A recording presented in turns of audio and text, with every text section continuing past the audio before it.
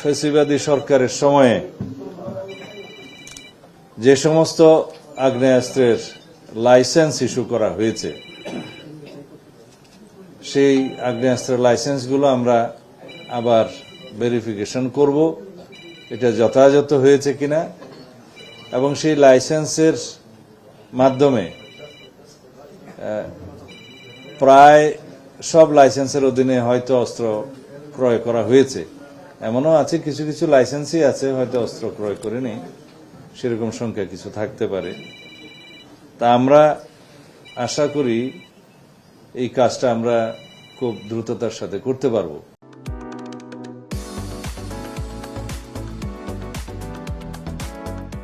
আমাদের সরকারের প্রথম অগ্রাধিকারগুলোর মধ্যে প্রথম হচ্ছে দেশের আইন শৃঙ্খলা পরিস্থিতির উন্নয়ন করা এবং জনমনে শান্তি প্রদান, স্বস্তি প্রদান করা,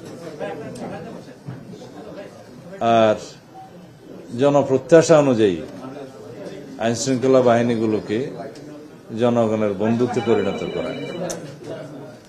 সেই লক্ষ্যে কয়েকটা সিদ্ধান্ত আজকে গ্রহণ করেছি আমরা।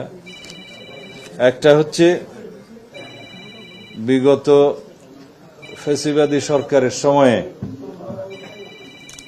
যে সমস্ত আগ্নেয়াস্ত্রের লাইসেন্স ইস্যু করা হয়েছে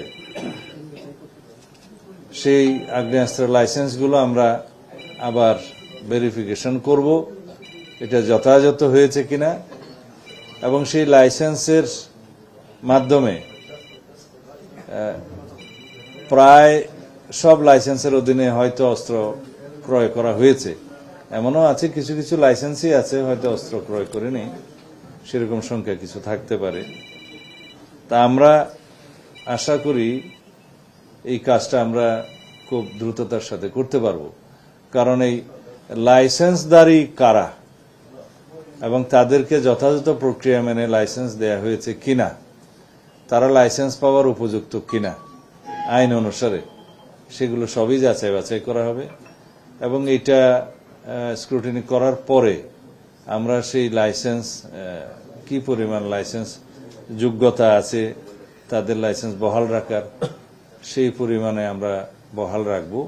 আর যেগুলো দেখা যাবে পরীক্ষা নিরীক্ষা করে যে তাদের লাইসেন্স দেওয়াটা ঠিক হয় নাই, যথাযথ প্রক্রিয়া অনুসরণ করে নাই, রাজনৈতিক উদ্দেশ্যে বা বিভিন্ন অপরাধমূলক কর্মকাণ্ড করার উদ্দেশ্যে হয়তো অন্যভাবে তারা লাইসেন্স পেয়েছে রাজনৈতিক বিবেচনায়, সেই বিবেচনায় যারা পেয়েছে সেগুলো বাতিল করা হবে।